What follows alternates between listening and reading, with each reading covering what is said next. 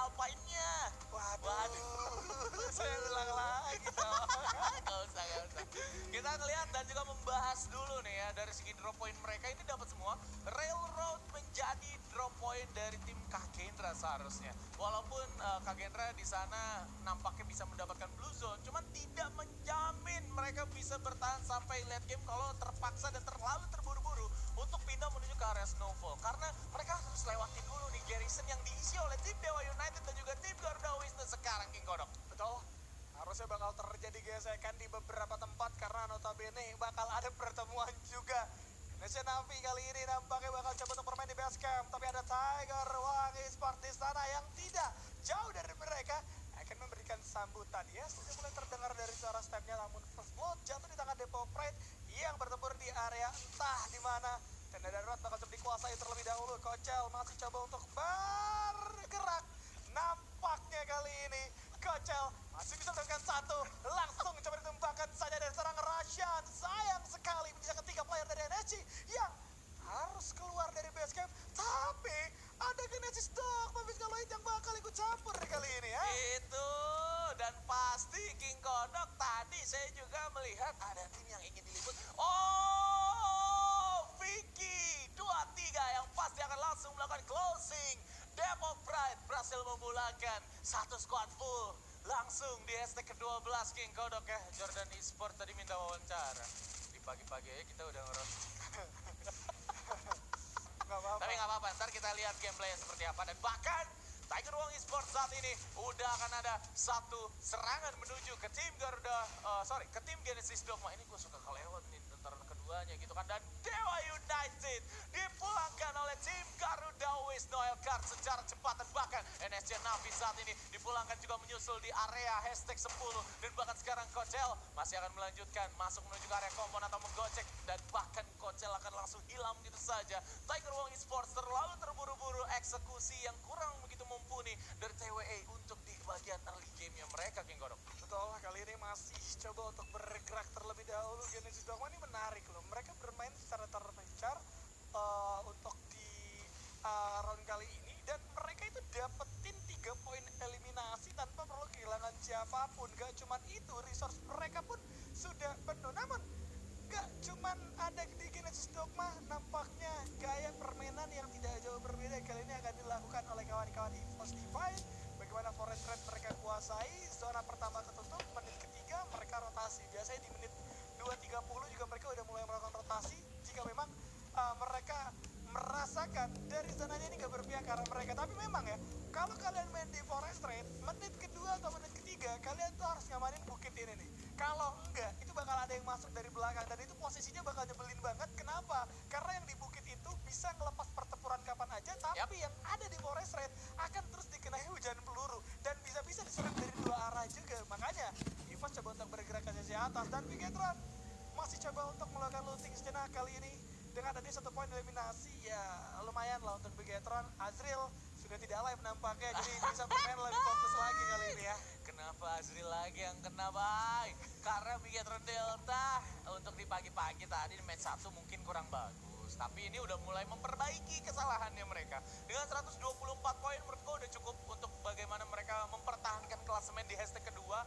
Dan bahkan sekarang Bigetron Delta akan berhadapan langsung dengan Genesis Dogma. Yang kita lihat Borguys dan juga seorang Yos saat ini akan mengamankan satu scaling airdrop yang akan dibuka oleh mereka. Namun Bigetron justru akan balik mundur menuju ke area pagar. Mereka memerlukan defensif mutlak karena takutnya tim Genesis Dogma memiliki letality yang kuat sehingga mereka harus digebrak dengan adanya letality tersebut. Betul. Jadi kalau di balik wall tuh gambling, baik. Ya, karena Bisa hancur. kita tahu juga ya posisi-posisi di balik luar itu emang cukup tricky ya. Tapi oke, kita melihat setup lagi dan lagi bakal coba dilakukan. Genesis Dogma kali ini sudah mulai menyambangi daerah permainan yang memang sedang diduduki oleh Bigetron Delta.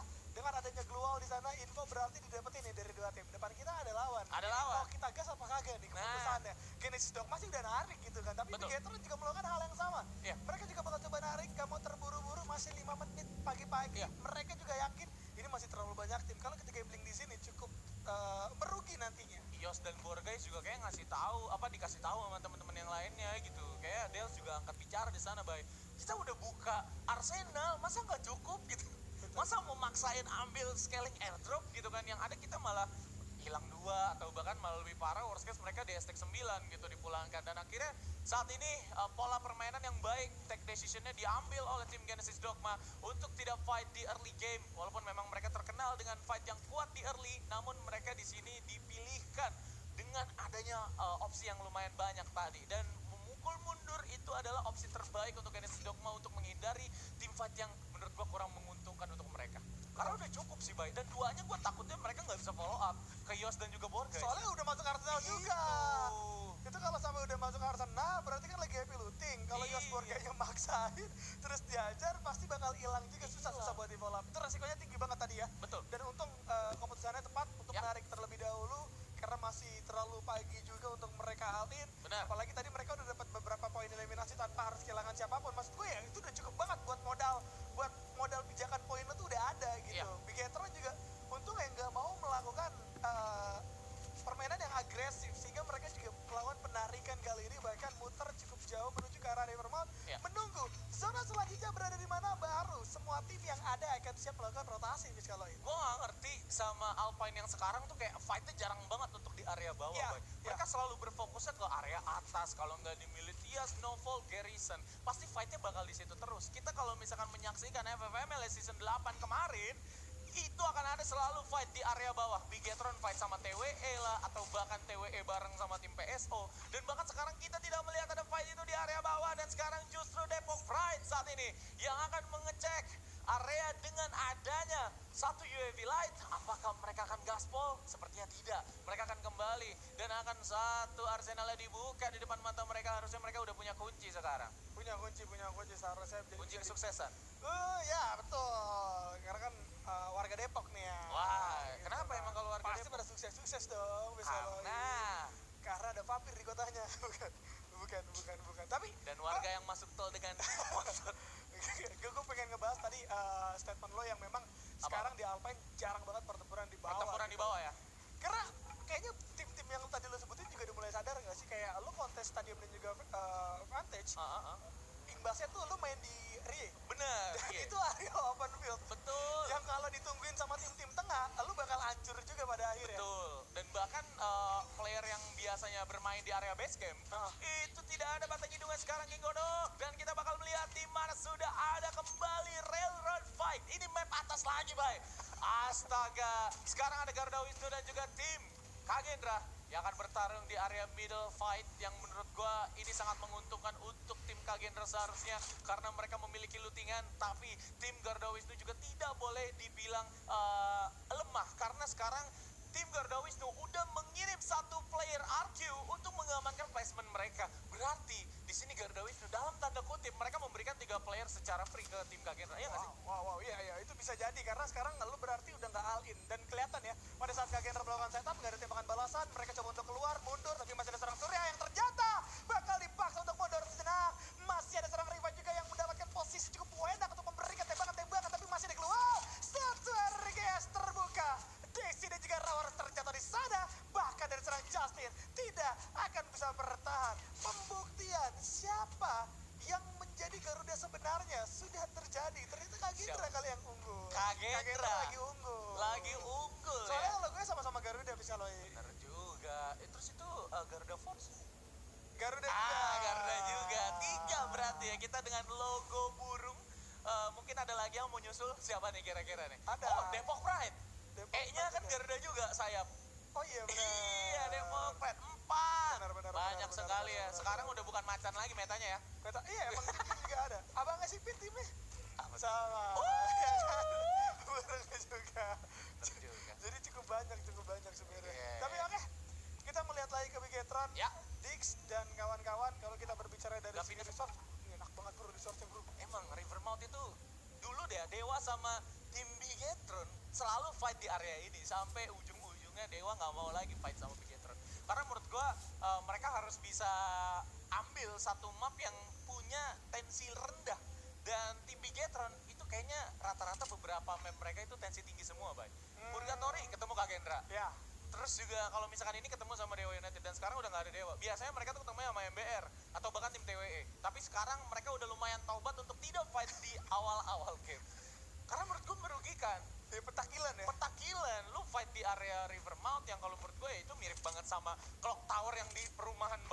gitu kan.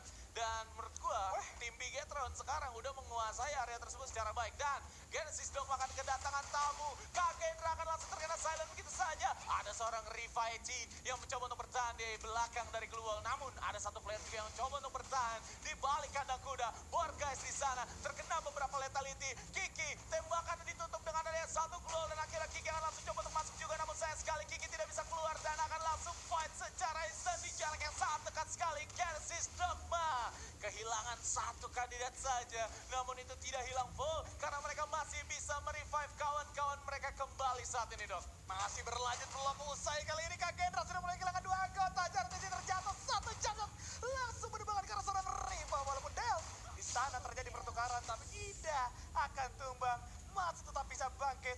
Bisakah satu player saja seharusnya dari seorang Surya yang sudah mulai terbaca berada di sisi atas. Kiki datang langsung menyambut, tapi tembakan dari seorang Surya mendapatkan satu.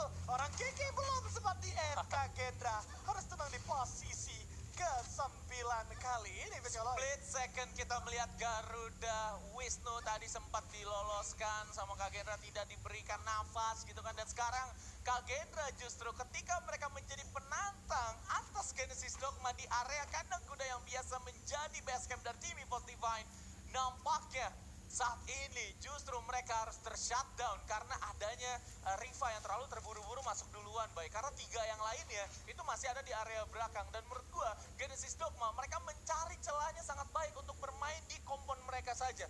Mereka bikin tim Kagendra itu masuk ke bagian kandang kuda dan mereka bisa memainkan close combat yang secara lebih baik dibandingkan dari tim Kagendra yang terlalu berbelit-belit dengan adanya grouping team fight. Karena ketika grouping team fight, close combat itu kemungkinan besar lu akan menang ketika lu pisah satu persatu gitu. Itu dia. Kayak tadi di game 1, Abax dan juga MGUT, gimana cara mereka close combat, itu kayak gimana caranya tim Genesis Dogma barusan menang lawan tim Kagendra. Oh ya, itu tuh menjadi statement yang bagus. Tapi lihat ada Gerex juga tadi yang nampaknya harus menghilang begitu saja di posisi ke-8. Zona sudah mulai semakin sempit. River Mode juga sudah mulai diisi sama 2 tim kali ini. Ada Tiger Wang dan juga Bigetron. Ini kalau jodoh ke mana ya? Ujung-ujungnya pasti bakal ketemu juga. Kocel bakal coba menyeberangi sungai, namun lihat udah mulai dihujani dengan peluru. Masih, mohon maaf, itu kan gak bakal dikasih gerak sama sekali. Dipaksa dari serang Kocel untuk basah-basahan sejenak di area sungai. Tapi pertempuran juga akan terjadi. Depok Pride dan juga kawan-kawan Genesis Dogma kali ini akan coba melakukan counter satu kompon, satu rumah yang sama. Lantai paling atas sudah mulai dikuasai oleh seorang pesan dan juga kawan-kawan. Tapi Depok Pride gak mau turun gunung karena mereka tahu mereka masih dapat zona. Jadi buat apa mereka kontes misalnya? Sang Raja sudah akan langsung memantau siapa yang kira-kira keluar dari rumah ini akan menjadi makanan tim RRQ.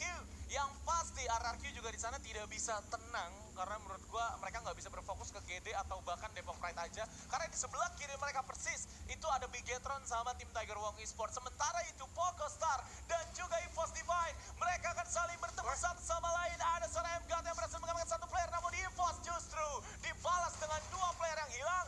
MGUT dan juga Abax masih coba untuk bertahan. Ada tim Bigetron Delta di sana yang mencoba untuk ikut campur dari area kejauhan dan EVOS Divine masih bisa bertahan atas serangan dari tim Poco Star saat ini. Masih berlanjut, belum selesai. Bagaimana kalau kita melihat dari acting diri bakal dipaksa untuk mundur sejenak. EVOS Divine baru mendapatkan 2 poin eliminasi, tapi sudah langsung ditabrak oleh kawan-kawan dari Bigetron Delta kali ini yang sudah mulai datang. MGUT menahan diri, masih ada serang Capra juga yang memberikan satu ngobrol di area belakang. Namun Ding terlanjur masuk sendirian, coba dibalikin begitu saja. Komentar di sisi lain menurut tumbang. Tapi lihat dari serang Keong juga akan datang. Kali ini dampaknya kawan-kawan dari EVOS dipaksa mundur walaupun Suef ternyata harus terpikat di area belakang. Masih ada MGUT yang coba bertahan, tidak bisa kemana-mana. EVOS Divine harus tumbang di posisi ke-5 kali ini Miskaloi. 2 makanan sekaligus dilahap oleh tim Bigetron Delta dan bahkan sekarang seperti apa yang tadi gua bilang, Sang Raja akan menunggu antara Depok Pride atau tim Genesis Dogma yang lolos. Dan sekarang Depok Pride bisa melanjutkan tim fight mereka, namun mereka belum begitu full tenang karena tim RRQ saat ini akan membayang-bayangi mereka dari jarak kejauhan dengan adanya Dodge dan juga Legalot. Plus Abai menggunakan AWMY juga, Bay. Ini banyak banget yang pakai AWM dari tim RRQ 100%. Seharusnya mereka sudah mengamankan tim fight jarak jauh. 4 sniper dari tim RRQ membuat fight yang jarak jauh ini menjadi advantage untuk mereka, Bay. Wah, ini RRQ meta apa lagi, bro? Waduh. Langsung